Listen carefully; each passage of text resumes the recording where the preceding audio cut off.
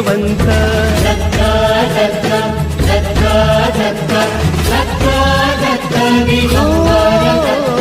अवधूत चिंतन गुरुदेव दत्त गुरु आमचा तू आम्ही भाग्यवंत नसे जन्म मृत्यू नुरे काही खंत न प्रारंभ मध्य नसे काही अंत